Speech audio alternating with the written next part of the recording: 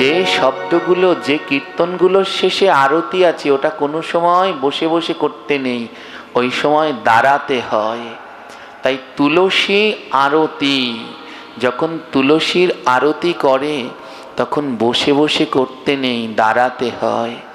আমরা একে নরকে নিয়ে যাব, বিষ্ণুদূত বলল দাঁড়াও, এ নরকে যাবে না। বলে কেন এ নরকে যাবে না? এই সারা জীবন পাপ করেছে, এ আগের জন্মে কি পাপ করেছে জানো? বলে যত পাপ করেছে সব পাপের খণ্ডন হয়ে গেছে। বলে কিভাবে? এই সারা জীবন এত পাপ করলে খণ্ডন হলো কি করে? বলে মৃত্যুর আগে 4 বার বৃন্দা দেবীকে প্রদক্ষিণ করে বৃন্দা দেবীর সম্মুখে দেহ রেখেছেন। হরে কৃষ্ণ। তো চলুন সবাই মিলে ভগবানের সেই পরম পবিত্র মধুময় হরিকথায় আমরা প্রবেশ করি। তার আগে ধ্যান দিন, সমস্ত কিছুরই আমাদের নির্দিষ্ট একটা সময় আছে। সময় এবং নদীর স্রোত কারো জন্য অপেক্ষা করে না। যেমন ভোগারতি, ওটা কি 3টার সময় করা যায়? যায় কোনোদিন? সন্ধ্যা আরতি কি রাত্র 10টায় করা যায়? মঙ্গল আরতি কি সকাল 10টায় করা যায়? সমস্ত কিছুর আমাদের বিধিনিষেধ গ্রন্থে সব রয়েছে। আমাদের সনাতন ধর্ম হলো একেবারে সূক্ষ্ম নিয়ম কানুনে পরিপূর্ণ। এখানে সময়কে বিশেষভাবে গুরুত্ব দেয়া হয়েছে, যা অন্য কোনো ধর্মে এত নিখুঁত সময়কে গুরুত্ব দেয়া হয়নি। একেবারে নিখুঁত করে সময়কে গুরুত্ব দেয়া হয়েছে। আপনি একাদশী করবেন, ওই একাদশীর দিন যদি 10 মিনিট দ্বাদশী যুক্ত থাকে, দশমী যুক্ত থাকে, ওদিন আর একাদশী হবে? 10 সেকেন্ডের জন্যে দ্বাদশী নেই, একাদশীর সারাদিন একাদশী আছে, মাত্র 10 সেকেন্ডের জন্যে দ্বাদশী যুক্ত হয়নি, ওদিন আর ব্রত হবে? হবে না। আবার যেদিনের সাথে ওই 1 সেকেন্ডের জন্যে একাদশী যুক্ত হয়েছে, সারাদিন দ্বাদশী, একাদশীর চিহ্ন নেই, 1 সেকেন্ড আছে, কিন্তু সেই দিনই ব্রত করতে হবে। তদ্রূপ আমাদের সমস্ত কিছুর নিয়ম কানুন শাস্ত্রে দেয়া আছে। ওমা, এই ভাগবত পাঠের সময় কোন সময় জানেন? এই পাঠ করার সময় কোনটা? কারো গৃহে যদি ভাগবত থাকে, গোরক্ষপুর গীতা প্রেসের ভাগবত থাকে, খুলে দেখবেন ওর প্রথমে লেখা আছে কোন সময় ভাগবতের উপযুক্ত, কিভাবে করতে হয়, সমস্ত কিছু ওর মধ্যে লেখা রয়েছে। ওর মধ্যে সমস্ত কিছু লেখা রয়েছে। এই ভাগবতে পাঠের উপযুক্ত সময় হলো গোধূলি লগ্ন। সন্ধ্যার একটু একটু আগে, ওই সময় বিশ্রাম যায় ভাগবত। যারা বিশেষ বিশেষ বক্তাদের হরিকথা শ্রবণ করেন, যেমন একটু আগে ওইখানে দেখে আসলাম গোবিন্দ বল্লভ শাস্ত্রীজির ভাগবত পাঠ চলছে টিভিতে, দেখলাম। যারা শুনেছেন গোবিন্দ বল্লভ শাস্ত্রীজির ভাগবত শুনেছেন, লাইভ হয়, দেখবেন প্রতিদিন লাইভ দেয়। কোন সময় লাইভে আসে? ঠিক 4টার সময়। 4টা থেকে 6টা পর্যন্ত ভাগবত হয় গোধূলি লগ্নে। এটাই হলো ভাগবত পাঠের উপযুক্ত সময়, গোধূলি লগ্ন। কিন্তু আমাদের বাংলাদেশে এ খুব কমই হয়, নেই বললেই চলে। কিন্তু তাও একটা নিয়মের মধ্যে আমাদের আবদ্ধ হওয়া একান্ত কর্তব্য। আমাদের ব্যাধি হয়ে দাঁড়িয়েছে, যেখানে 6টা থেকে 7টার মধ্যে ভাগবত পাঠ বিশ্রাম দিতে বলেছে, সেখানে আমাদের এখনো সেই সময় ভাগবত পাঠ শুরুই হয় না। 10টা বাজতে আর 20 মিনিট বাকি আছে। ধ্যান দিন। বললেন ওই সময় যদি না পারো, 10টার পরে ভাগবত সেবা, ভগবান এই যে ভাগবত পাঠ, এটা কিন্তু একটা সেবা, এগুলো সম্পূর্ণ নিষিদ্ধ। আর সেখানে আপনাদের এই এক জায়গার দোষ না, এ সমস্ত জায়গায় ক্যান্সারের মতো ছড়িয়ে পড়েছে, এ সারানো বড় মুশকিল। কিন্তু আপনারা একটু সচেতন হন। হ্যাঁ, প্রায় জায়গাগুলোতেই এখন এই 10টা 9:30 না বাজলে আর ভাগবত শুরু হয় না। ঘরে বসে থাকি আমরা, মায়েরা ঘরে বসে থাকে, আরেক পর্ব সিরিয়াল দেখি, তারপরে যাব। পাঠ তো শুরু হবে 9টায়, আরেক পর্ব সিরিয়াল দেখে তারপরে যাই। আবার কেউ মনে মনে ভাবে পঞ্চতত্ত্ব গাক, বন্দনা টন্দনা করুক, তারপরে যাব। যারা আবার বন্দনা করে তারা আবার বসে ভাবে আরো কয়েকজন ভক্ত আসুক, নালে করব শুনবে কে। এই করতে করতেই আমরা একেবারে শেষ। হ্যাঁ, তাই এইগুলোকে এখন একটু পরিবর্তন করুন, ধ্যান দিন। আমি যতদূর জানি আপনাদের এই এলাকা প্রাচীন যুগ থেকেই এই ভগবানের গৌরের মতাদর্শী মহাপ্রভুর সেই নিয়ম কানুন, অনুশাসন, দিক নির্দেশনা আপনারা সঠিকভাবে পালন করছেন। পূর্বপুরুষ থেকে এই এলাকা বৈষ্ণবদের চরণভূমি। কিন্তু দুঃখ হলো আজ আমরা এগুলো সব ভুলে যেতে বসেছি। ধ্যান দিন, তুলসী আরতি 8টার পরে কোনো সময় হয় না, এগুলো করবেন না, এগুলো অপরাধ। তুলসী আরতি দুবার করা যায়, একবার সকাল 6টা থেকে 8টা, আবার রাতেও 6টা থেকে 8টা। একটা কথা জেনে নিন, যে শব্দগুলোর শেষে, এগুলো সবই কীর্তন, যে কীর্তনের শেষে আরতি লেখা আছে, কি লেখা আছে? আরতি। যে কীর্তনগুলোর শেষে আরতি লেখা আছে সেগুলো কোনো সময় বসে বসে করতে নেই। যে কীর্তনের শেষে আরতি লেখা আছে সেগুলো বসে বসে করতে নেই। যেমন ভোগ কীর্তন বলে, কি বলে? ভোগ বসে বসে করা যায়? দাঁড়াতে হয়। সন্ধ্যা আরতি না কীর্তন? আরতি। বসে বসে করা যায় না। পঞ্চতত্ত্ব আরতি না কীর্তন? বলুন, বলছেন না কেন? কীর্তন। পঞ্চতত্ত্বের কিন্তু আরতি না, ওটা পঞ্চতত্ত্বের কীর্তন, ওটা বসে করতে পারে। কিন্তু সন্ধ্যা আরতি, সন্ধ্যা আরতি হলে পরে সবাইকে দাঁড়াতে হবে।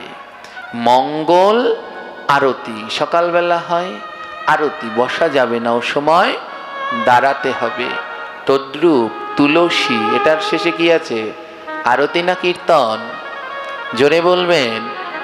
আরতি, তুলসীর আরতি। যে শব্দগুলো, যে কীর্তনগুলোর শেষে আরতি আছে ওটা কোনো সময় বসে বসে করতে নেই, ওই সময় দাঁড়াতে হয়। তাই তুলসী আরতি, যখন তুলসীর আরতি করে তখন বসে বসে করতে নেই, দাঁড়াতে হয়। আপনারা কোনো শুদ্ধ মঠ মন্দিরে যদি যান, ইস্কন মন্দির, কোনো গৌরীয় মঠ, বাবাজি ধারার মন্দির, দেখবেন তুলসী আরতি করে তারা সন্ধ্যাবেলায়, বসে না দাঁড়িয়ে। জোরে বলবেন। কে কে দেখেছেন? হাত তুলুন, কয়জন দেখেছেন? দাঁড়িয়ে দাঁড়িয়ে ধূপ দীপ প্রদীপ দিয়ে আরতি করা হয়। আরতির পরে কি করতে হয়? পরিক্রমা করতে হয়। জানি কানি চ পাপানি ব্রহ্ম হত্যাদি কানি চ তানি তানি প্রাণ শান্তি প্রদক্ষিণ, এই বলে 4 বার ভক্তদের নিয়ে পরিক্রমা করতে হয়। তুলসী আরতি করলে কি হয়? এই যে তুলসী আরতির পরে পরিক্রমা, এই পরিক্রমায় বলা আছে জানি কানি চ পাপানি। হে বৃন্দে দেবী, আমি জেনে যে পাপ করলাম, আমি না জেনে যে পাপ করলাম, এই সারা দিনে আমি ব্রহ্ম হত্যার মতো অগণিত পাপ করেছি। হে দেবী, আমি নতমস্তকে তোমাকে প্রদক্ষিণ করছি, তুমি আমার সারা দিনের পাপ ক্ষমা করে দাও জগৎ জননী।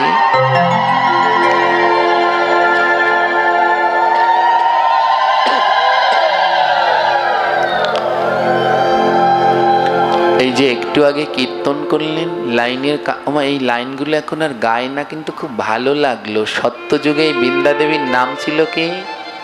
একটু আগে বললেন, বলুন। সত্যযুগে সত্যবতী, ত্রেতা যুগে তারাবতী, হ্যাঁ মালাবতী। ত্রেতা যুগে এনার নাম ছিল গিয়ে, এনারা দুই বোন ছিল, দেবা, হ্যাঁ বেদবতী, কুশধ্বজের কন্যা ছিল বেদবতী, আর ধর্মধ্বজের কন্যা ছিল তখন তুলসী, অনেকে বলে মালাবতী। বলুক এই বেদবতী পরবর্তী জন্মে থাক, ওটা ওদিকে যাচ্ছি না আমরা। তো ইনি সত্যযুগের দেবী, ইনি ত্রেতা দাপর অন্য অন্য যুগে তো ছিলেনই, সত্যযুগেও ইনি ছিলেন, কলিযুগেও ইনি এসেছেন। কলিযুগে এনার নাম হলো মুকুন্দ কবিরাজ। আমরা বলি খণ্ডবাসী নরহরি মুরারি মুকুন্দ। এই মুকুন্দ কবিরাজ ইনি ছিলেন সেই সত্যবতী, তুলসী, মালাবতী, বেদবতী। ইনি কলিযুগে মুকুন্দ কবিরাজ হয়ে এসেছেন, 4 যুগেই এসেছেন। তো ইনি হলো সত্যের দেবী। তাই আমাদের সত্যযুগ, এই দিনের ভিতরে 2 বার সত্যযুগ বিরাজ করে। কয়বার? এই 24 ঘন্টায় 2 বার সত্যযুগ ঘুরে ফিরে আসে। একবার হলো সকালবেলা, আরেকবার হলো সন্ধ্যাবেলা। দেখবেন সন্ধ্যাবেলায় আপনি চাইলেও মিথ্যা বলতে পারবেন না। আর যদি একটা মিথ্যা বলে পেলেন, পাশে একজনে বলবে এই সন্ধ্যাবেলায় এত বড় মিথ্যা বলতে পারলি। সকালবেলা ঘুম থেকে উঠে আপনি চাইলেও মিথ্যা বলতে পারবেন না, কেমন মুখ আটকে যাবে। সকালবেলায় মিথ্যাটা বলবো, কারণ ওই সময় সত্যযুগ বিরাজ করে, ওই সময় মিথ্যা বলা যায় না। তাই এই তুলসী আরতি ওই সকাল আর সন্ধ্যা, এই 9টার সময়, 8টার পরে, 9:30, এই সময় তুলসী আরতি করবেন না। এতে পুণ্যের থেকে অপরাধ হয়ে যাবে মা। বলে বাবাজি যদি না পারলাম তাহলে জয় তুলসী বলে স্মরণ করুন। যখন আমরা পঞ্চতত্ত্ব গাওয়ার সময় পাই না, তখন ওই রাধা মাধব গেয়ে জয় পঞ্চতত্ত্ব, জয় তুলসী দেবী এটা বলে স্মরণ করা হয়। কিন্তু ধ্যান দিন, আমাদের এই বিধিবিধানগুলো পালন করা একান্ত কর্তব্য। তুলসী আরতির পরে পরিক্রমা করতে হয়, বসে নয়, দাঁড়িয়ে দাঁড়িয়ে করতে হয়। হ্যাঁ, তুলসী মহিমামৃত বলে একখানা গ্রন্থ আছে। এই গ্রন্থের মধ্যে লেখা আছে, বসে বসে তুলসী আরতি করলে যেই পাপ হয়, আর সুরা পান করলে সেই পাপ হয়। সুরা মানে বোঝেন? বলুন তো কি? হ্যাঁ, বসে বসে তুলসী আরতি করলে যা হয়, আর সুরা পান করলে সেই পাপ হয়। তাই কোনো সময় তুলসী আরতি বসে বসে করবেন না। সন্ধ্যা আরতির নিয়মে এটা আমি পাইনি, মঙ্গল আরতিতেও বলেনি, কিন্তু তুলসী আরতির ভিতরে খুব জোর দিলেন, কারণ তিনি ভক্তির দেবী। মা, স্কুলে যদি মাস্টার আসে তখন কি ছাত্ররা সবাই বসে থাকেন? জোরে বলুন। সবাই কি করে? দাঁড়িয়ে সম্মান দেয়। এখন আর সেই সময় নেই, এখন আর সেই টিচারদের আমাদের সময় যে সম্মান ছিল এখন আর ওটা দেয় না। হ্যাঁ, ছাড়ে খারে গেছে পৃথিবী। তদ্রূপ তুলসী দেবী হলেন গিয়ে এই আসরের প্রধান। তাই যখন তার আরতি, আরতি মানে কি? তাকে আহ্বান করা। ধূপ দীপ পুষ্প চামর পাখা ভগবানের আরতি করি। আরতি মানে কি? তাকে ডাকা, ওগুলো দিয়ে তাকে ডেকে আহ্বান করা। তাই তদ্রূপ তুলসী আরতিকে যখন তুলসী দেবী, তিনি হলেন সেই ভক্তির দেবী। স্কুলে যদি ছাড় আসে, আমাদের পড়াশুনোর ছাড় যদি ক্লাসে ঢুকে, তাহলে আমরা বসি না, সবাই মিলে দাঁড়িয়ে পড়ি। আর যিনি জগতের ভক্তির জননী, জগতে ভক্তি প্রদান করে, তার আরতির সময়ও কোনো সময় বসতে নেই, সবাইকে দাঁড়িয়ে পড়ে তাকে সম্মান দিতে হয়। তাই চেষ্টা করবেন, যখনই এই কথাগুলো বললাম কেউ যেন মনে কষ্ট পাবেন না, আমার অপরাধ ক্ষমা করবেন, চরণ ধরে ক্ষমা ভিক্ষা চাইছি। যারা এমন আসর কীর্তন বন্দনা আদি করেন, আপনারা চেষ্টা করলে আবার আমাদের পরিবর্তন সম্ভব। আপনারাই যদি চান, আমরা যারা ভাগবত পাঠ করি এরা আসবো বছরে একবার দুবার, আমরা শুধু বীজটা লাগিয়ে যেতে পারবো, কিন্তু লালন পালন আমরা করতে পারবো না। লালন পালন করার কর্তব্য আপনাদের। আমরা বলে গেলাম, এবার পালন করার কর্তব্য আপনাদের। ওমা, সচরাচর করে না। 100টা বাড়ির মধ্যে এক বাড়িতে তুলসী পরিক্রমা করে কিনা খুঁজে পাওয়া মুশকিল। সন্ধ্যাবেলায় তুলসী আরতি করে যে পরিক্রমা করে, 100টা বাড়ি ঘুরলে এক বাড়ি করে কিনা সন্দেহ আছে। তাই যখন একটু পাঠ কীর্তন হয় তখন এদের দিয়ে একটু করান, তখন বৃন্দা দেবীকে মধ্যখানে রেখে সবাই মিলে একটু পরিক্রমা করুন। এই যে 4টা খুঁটি দিলেন, এই আঙিনায় যে 4টা খুঁটি দিলেন এই কীর্তনের আসরে, কেন দিলেন? এই 4টা দেওয়া লাগলো কিসে জানেন? এগুলো এর প্রত্যেকটার তত্ত্ব আছে। এই 4টা খুঁটি ধর্ম, অর্থ, মোক্ষ, কাম 4 বর্গের প্রতীক। সত্য, ত্রেতা, দাপর, কলি 4 যুগে প্রতীক। এটাকে পরিক্রমা করে কেন? মধ্যখানে বৃন্দা দেবীকে রেখে 4 পাশ পরিক্রমা। এই নাম কীর্তনের পরে যখন দধির হাড়ি ভাঙে না, তখন এইটা পরিক্রমা করে না, মধ্যখানে পরিক্রমা করে। এই খুঁটির 4 পাশ দিয়ে পরিক্রমা করে কেন? এই 4 খুঁটির মধ্যে সত্য, ত্রেতা, দাপরের সবাই রয়েছে। এই 4টা খুঁটি পরিক্রমা করলে সত্য, ত্রেতা, দাপর, কলি 4 যুগে যারা যারা এসেছে সবাইকে পরিক্রমা করা হয়ে যায়। এত সুন্দর মন্দির, এত সুন্দর ব্যবস্থা, কিন্তু আমরা সঠিক পথে নাই। আজ তুলসী আরতিতে যদি করলেন 9টায়, বলে বাবা পারলাম না তো, ব্যবসা বাণিজ্য সময়ের খুব অভাব, তাও করুন করুন। আমি কোনো সময় নিষেধ করি না, কেন জানেন? নাই মামার থেকে কানা মামা অনেক ভালো। আর ওই তুলসী আরতি করলে আমি বলে, আপনি প্রথমে এসেই তো মানা করতে পারতেন, করব না কেন? বলে এ কীর্তন করা অনেক ভালো। আউল বাউল কর্তা ভুজি, নেড়া নেরি সাই সখা ভেকি জাত স্মার্ত গোসাই, অতি বাড়ি চূড়াধারী তোতা কহে গৌরাঙ্গ নাগরী, এই 13 সঙ্গ কভু নাহি। বলে আউল বাউলের গান নাগে, তাও তুলসীর আরতি করো, তা তো ভালো। কিন্তু আরতির সময় সবাই একটু দাঁড়িয়েও, আর দাঁড়িয়ে সবাই মিলে ঘুরে পরিক্রমা করো। এই তুলসী পরিক্রমার কি পুণ্য জানেন না? একটুখানি বলছি, পাঠ শুরু করছি, তার আগে একটুখানি বলছি, মা শুনুন। তুলসী পরিক্রমা করলে কি হয় দেখি নাকি এই বেদিটাকে ছাড়ানো যায়। চেষ্টা করি। এক বেদ একটা বক পাখিকে তীর মেরেছে, একটা বক পাখিকে তীর মারলো। বক কি করে? পাখিদের মধ্যে সব থেকে পাপড়ি যে পাখি, সে হলো বক। ওর খাবার কি? সারা জীবনও মাছ ছাড়া কিছু খেতে পারে। এর জন্য একে বলে বক ধার্মিক। এর জন্য কি বলে? বক ধার্মিক। বক কি পোশাক পরে? সবসময় সাদা পোশাক পরে, ধবধবে সাদা, কিন্তু মাছ ছাড়া একবেলাও চলতে পারে না। হ্যাঁ, তো একটা বক ও সারাদিন মাছ খায়, একাদশী দ্বাদশী কোনো কিছুই মানে না। হ্যাঁ, এক বেদ ওকে তীর মারলো। তো তীর মারার সাথে সাথেই পাখিরা দেখবেন মরে না, মরতে একটু সময় লাগে। বকটা উঠতে লেগেছে, উঠতে লেগেছে। এবার এক গৃহস্থ বাড়ির উঠানে ছিল বৃন্দা দেবীর মঞ্চ। এবার বকটা কি করছে? ও তো মারা যাবে, তীরটা বেঁধে ও ওরকম পাক খাচ্ছে, কিন্তু ভাগ্যক্রমে যে পাক খাচ্ছে ওর মধ্যখানে ছিল বৃন্দা দেবী। বক্তা কি করলো, 4 বার বৃন্দা দেবীকে প্রদক্ষিণ করার ফলে ওর কি ভাগ্য, 4 বার বৃন্দা দেবীকে প্রদক্ষিণ করার পরে ও মাটিতে পড়ে দেহ ত্যাগ করলো। জীবনে কিন্তু কোনো পুণ্য করেনি, বক কোনোদিন পুণ্য করে?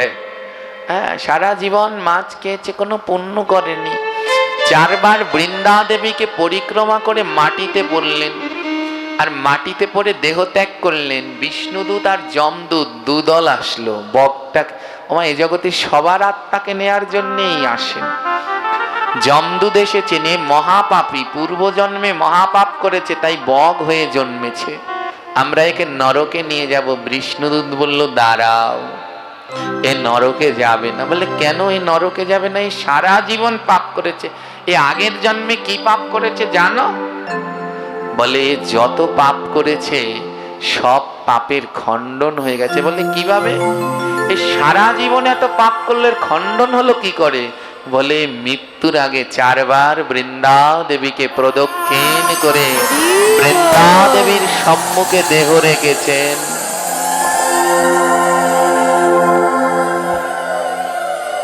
আবার 4 বার পরিক্রমা করে কেন? 4 বার পরিক্রমা, সবাইকে তো দেবদেবীর মন্দিরে 5 বার করে, 7 বার করে, 3 বার, কিন্তু তুলসীকে 4 বার কেন?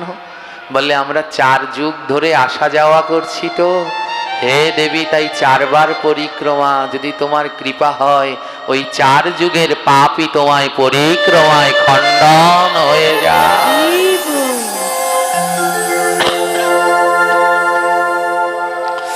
বিষ্ণুদূত বললেন হে যমদূতগণ, এ 4 যুগের পাপীও যদি হয়, 4 বার বৃন্দা দেবীকে পরিক্রমা করে বৃন্দা দেবীর সম্মুখে দেহ রেখেছে। মরলে পরে আমাদের মাতার কাছে কি গাছের ঠাল রাখে? আম গাছ, জাম গাছ না তুলসী বৃক্ষ? কোনটা রাখে? তুলসী।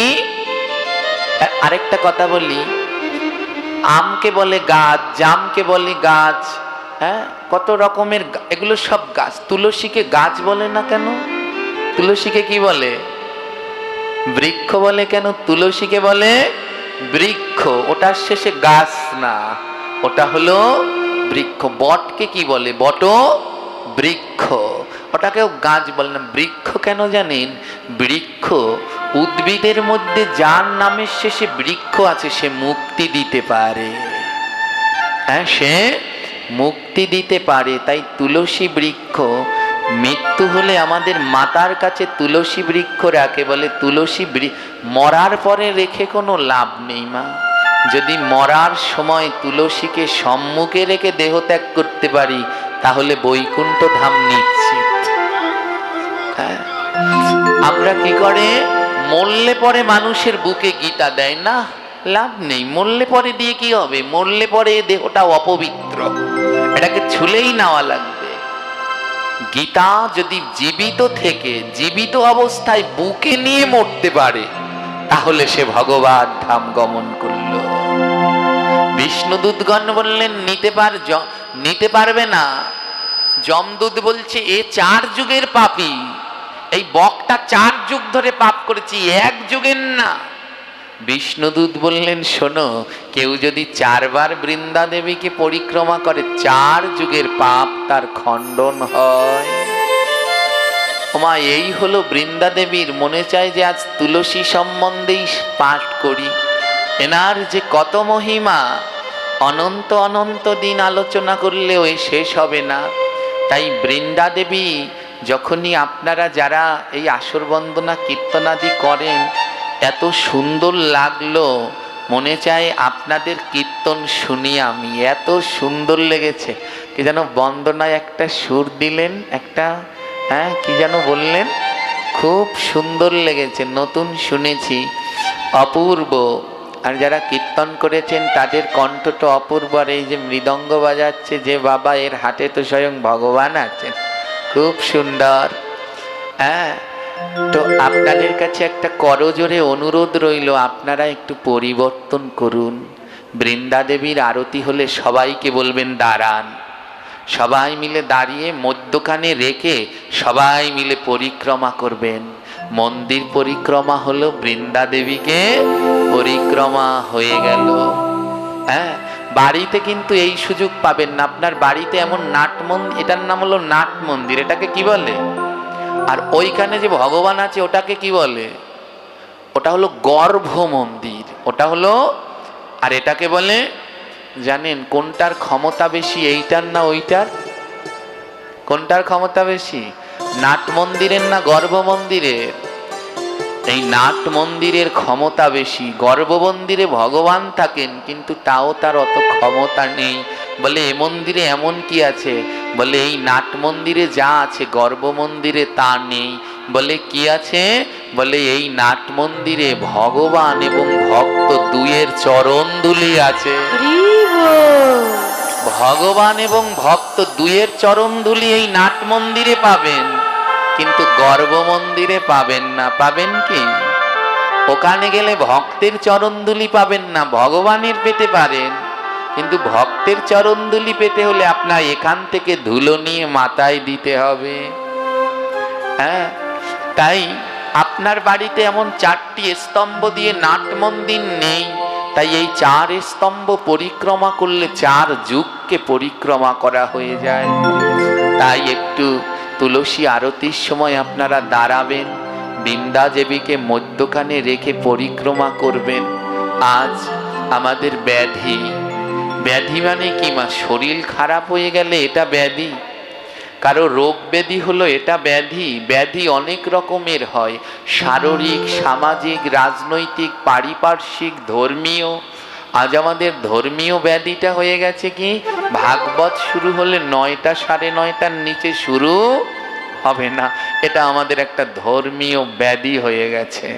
হ্যাঁ, পারিবারিক ব্যাধি হয়ে গেছে কি, যখন ভাইয়েরা বড় হয়ে যাবে, বিয়ে হয়ে যাবে, সবাইকে আলাদা করে দিতে হবে, মা বাবা যা খুশি তাই করুক। এগুলো সব ব্যাধি। এত ব্যাধি কেন আমাদের সমাজে? আমি মাঝে মাঝেই একটা কথা বলি, বিধি যে মানে না ব্যাধি তাকে ছাড়ে না। বিধি বড় বলবান, হও সবাই সাবধান। আজ আমাদের এত ব্যাধি কেন? কারণ আমরা বিধিকে পালন করছি। শাস্ত্রে বললেন বসে বসে তুলসী আরতি করা আর সুরাপান। ওমা, সুরাপান করলে কোনোদিন মাথা ঠিক থাকে?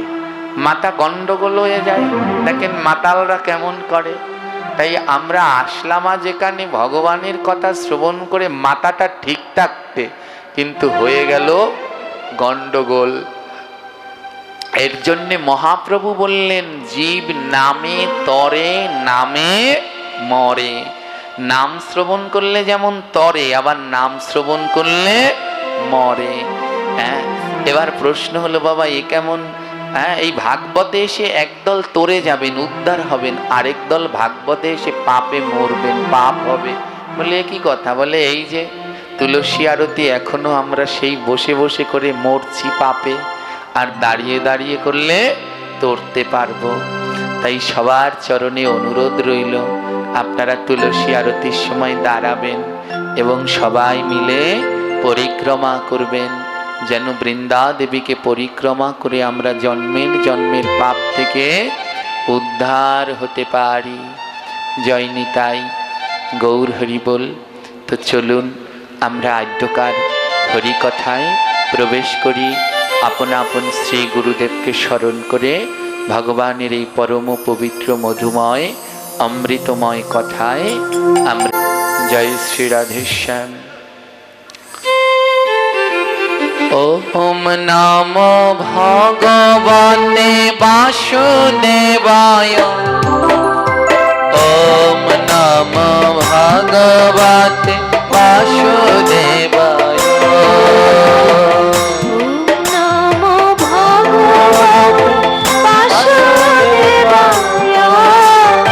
সবাই বলবেন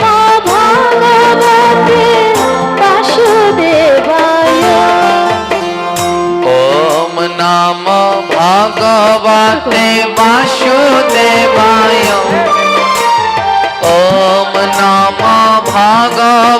ভগবতে বাসুদেবায়।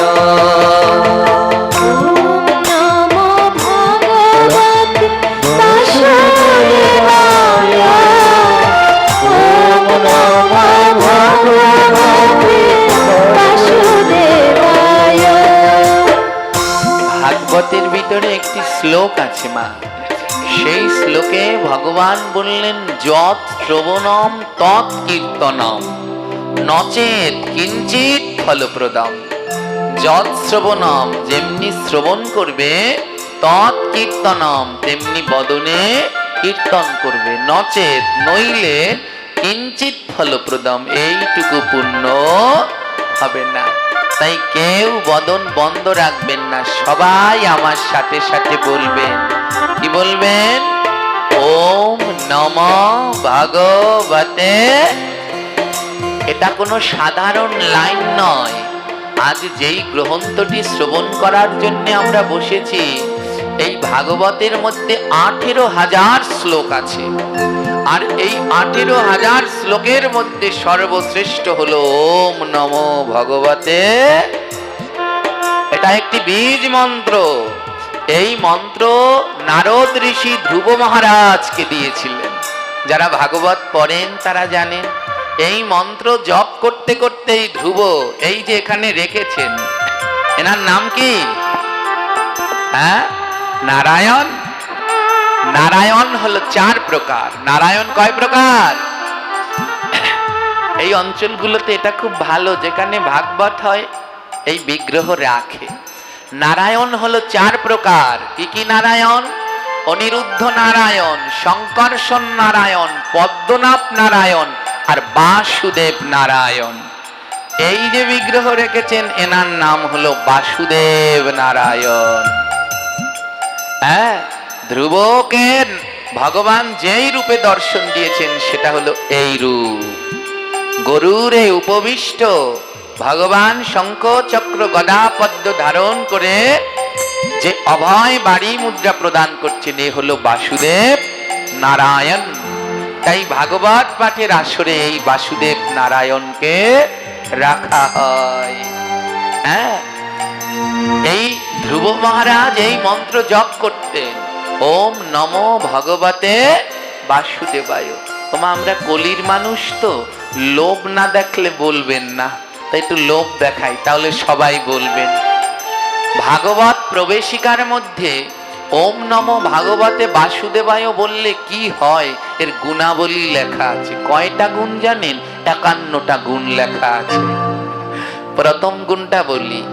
বলে প্রথম গুণটা হলো গিয়ে স্মৃতিশক্তি কমে যাচ্ছে। আপনি ভাগবত শুনছেন, মনে রাখতে পারছেন না।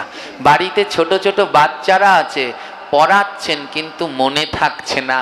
প্রতিদিন পাঠ করুন ওম নমো ভগবতে বাসুদেবায়, দেখবেন কেমন স্মৃতিশক্তি বেড়ে যায়। যে কোনো পাঠকই পাঠ করবার আগে 3 বার হলেও বলে ওম নমো ভগবতে বাসুদেবায়। কেন বলে?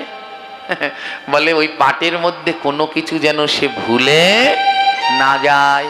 এই মন্ত্রের এমন শক্তি, এমন কৃপা রয়েছে যে এই মন্ত্র বললে স্মৃতিশক্তি প্রকর হয়ে যায়, বেড়ে যায়। তাই ভাগবত পাঠের আগে যেমন পাঠকও বলতে হয়, তেমনি শ্রোতাদেরকেও বলে নিতে হয় ওম নমো ভগবতে বাসুদেবায়। যা শুনবেন ভুলবেন না, আজ মিলিয়ে নেবেন সবাই। আরো একটু লোভ দেখাই। আপনার বাড়িতে ঝগড়াঝাটি, কোনো শান্তি নেই, রোগ ব্যাধি, শুধু ঘরের মধ্যে অশান্তি, প্রতিদিন উচ্চস্বরে পাঠ করুন ওম নমো ভগবতে। 1 মাস ঘরের মধ্যে উচ্চস্বরে এই মন্ত্র প্রত্যেকে পাঠ করুন। 1 মাস পরে এসে বলবেন ঘরের মধ্যে অশান্তি আছে না নেই। মিলিয়ে নেবেন ঘরের প্রত্যেকটি সদস্য। 1 মাস এই মন্ত্র পাঠ করুন, দেখবেন সব অশান্তি দূর হয়ে গেছে। এই মন্ত্রে এমন কৃপা। হ্যাঁ, বাড়িতে টাকা পয়সা নেই, টাকা পয়সার জন্য তো আমরা কলির মানুষ দৌড়াদৌড়ি করি। মা লক্ষ্মী এই 4 জন নারায়ণের ভিতরে বাসুদেব নারায়ণের সাথে থাকেন। তাই কেউ যদি প্রতিদিন পাঠ করে ওম নমো ভগবতে বাসুদেবায়, মা লক্ষ্মী তার বাড়ি থেকে যায় না। ওই বাড়িতে মা লক্ষ্মী বাধা হয়ে থেকে যায়। আপনার বাড়ি থেকে মা লক্ষ্মী যাবেন, আর মা লক্ষ্মী না গেলে আপনার বাড়িতে অর্থেও টান। প্রতিদিন পাঠ করুন ওম নমো ভগবতে।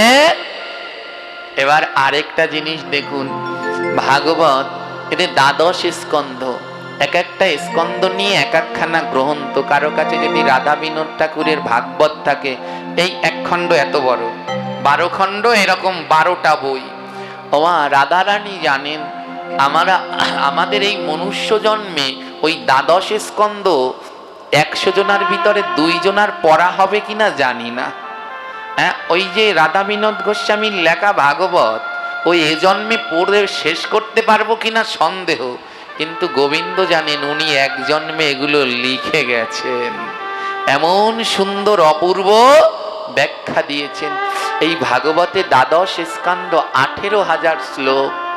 নারদ বললেন, প্রভু এই কলির মানুষের তো স্বল্প আয়ু, এরা তো অর্থের পিছনে ঘুরবে।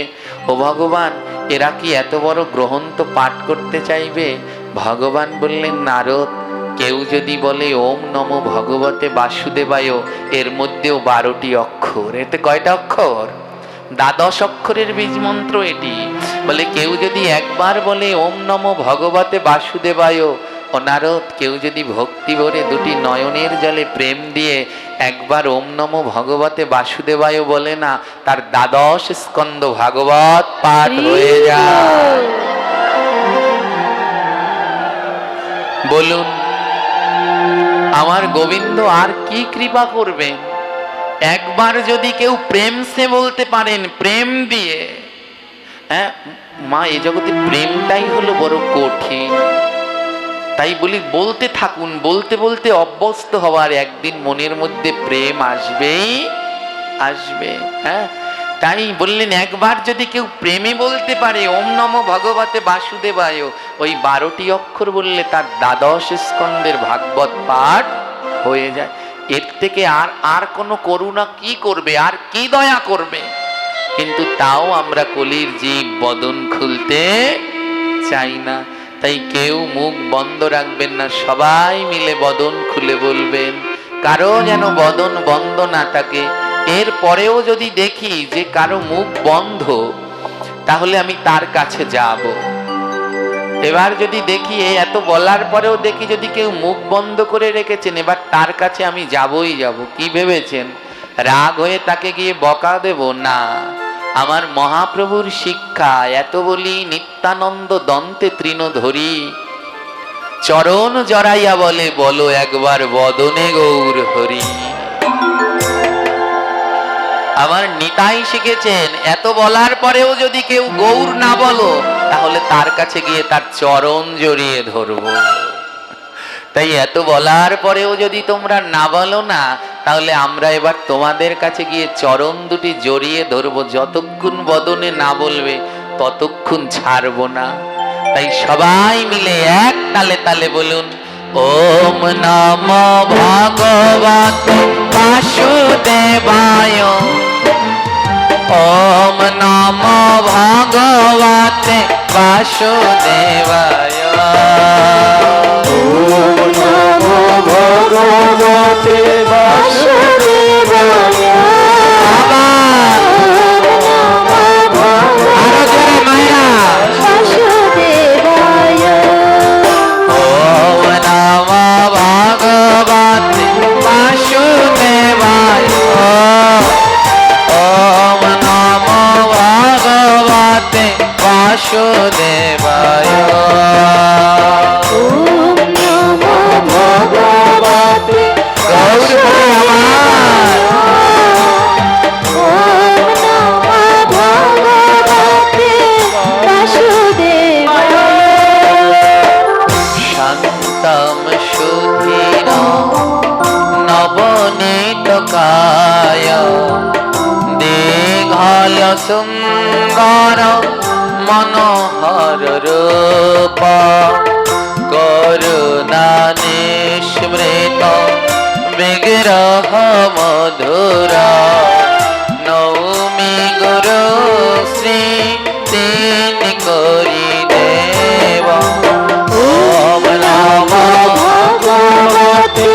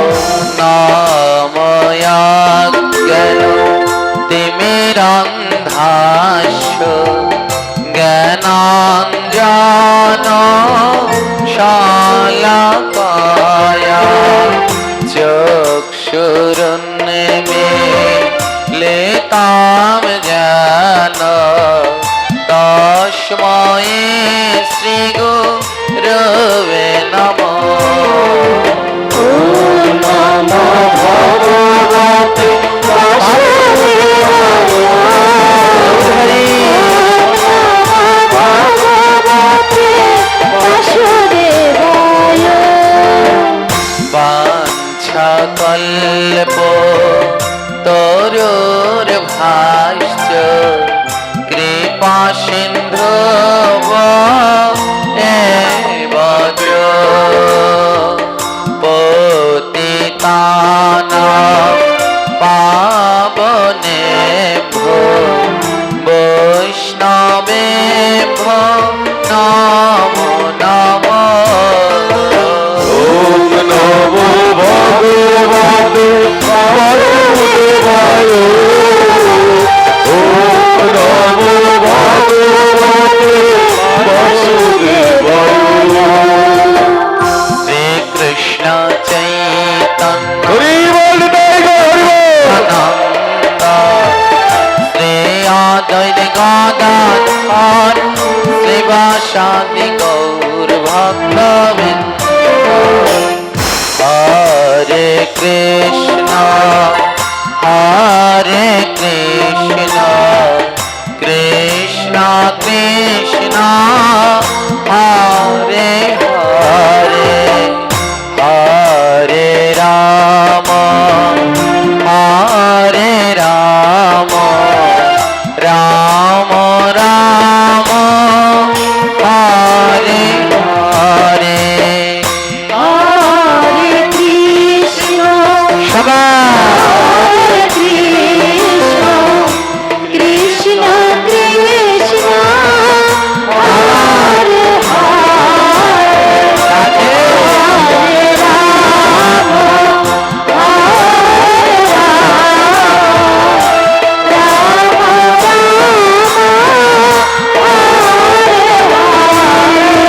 হরে কৃষ্ণ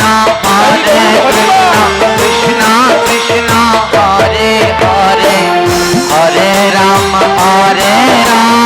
রাম রাম হরে হরে। কৃষ্ণ হরে কৃষ্ণ কৃষ্ণ কৃষ্ণ হরে হরে হরে রাম রাম হরে হরে। আমা এই নাম করবার সময় আমাদের কিছু প্রাথমিক শিক্ষা আগে গ্রহণ করতে হবে। এ জগতে আমাদের ভজন হলো যুগল ভজন। কোনো সময় বিজোরে কিছু করতে নেই, আমাদের সব কিছু কি করতে হয় জোরে জোরে। আমরা মালা জপ করি, কয়টা গুটি থাকে? জোর না বিজোর? জোর। আমরা গীতা পাঠ করি, কয়টা অধ্যায় আছে? জোর না বিজোর? কতগুলো শ্লোক আছে গীতায়? জোর না বিজোর? আমাদের যা কিছু পাবেন সবই জোর, কিন্তু কিছু কিছু জায়গায় আমরা ভুল করি। যেমন আমরা যখন রাধা গোবিন্দের ভোগ দেই, ওই ভোগে ভাজা ভুজি দিতে হয় না? বিভিন্ন প্রকার ভাজা দেয়। কয় পদের ভাজা দেয়? 5 প্রকারের না? কিন্তু 5 প্রকার কেন? ওখানে 5 প্রকার নয়, ওটাও জোরে দিতে হয়। 56 ভোগ আর 36 ব্যঞ্জন বিনা তুলসী প্রভু না করে, তাহলে 56 ভোগ 36 ব্যঞ্জন এগুলো কি জোর না বিজোর? কিছু জিনিস আমরা সেই আদিকাল থেকে ভুলই শিখে এসেছি। কোনো সময় ভগবানের ভোগের ব্যঞ্জনগুলো বিজোরে দিতে নেই। ওই ভাজাভুজি 5 পদ নয়, ওখানেও 6 পদ দিতে হয়, কারণ ওটা জোর। আমাদের যুগল ভজনে সব যোগ। গীতা পাঠ করি, বিয়োগ আছে অধ্যায় একটায়ও, সবগুলোর শেষে কি যোগ। আমাদের গোবিন্দ কোন তিথিতে আসলেন? অষ্টমী। কি জোর সংখ্যা না বিজোর সংখ্যা? জোর। তাই সব কিছু জোরে দিতে হয়। তাই কিছু জিনিস আমাদের ভুল রয়েছে, সেগুলো সংশোধন হয়ে নিতে হবে। তদ্রূপ আমার বাড়িতে যে বৈষ্ণব সেবার ভিক্ষা নিতে আসে না মাঝে মাঝে ভক্তরা, এবার চাল দেয়, শুধু চাল দেয়। মায়েরা তো বেশি দেয়। বৈষ্ণব সেবার ভিক্ষা নিতে আসলে শুধু চাল দেয়? চালের সাথে কি দেয়? একটা সবজি, আলু, পটল, করলা, বেগুন যা থাকে চালের সাথে একটা দেয়। কেন দেয়? শুধু চাল কেন দেয় না? বলে চাল যদি কৃষ্ণ হয় তাহলে সবজিটা হলো যুগল ভজন। যে আমাদের এই যে নাম করছেন, কার নাম? কৃষ্ণের নাম করছেন। এই নামটা কি? গোবিন্দ দিচ্ছেন।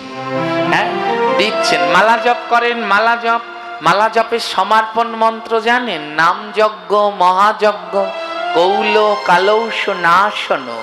হ্যাঁ শ্রীকৃষ্ণ পিতার্থে, কৃষ্ণ চৈতন্য পিতার্থে নাম যজ্ঞ। তাহলে কি বললাম?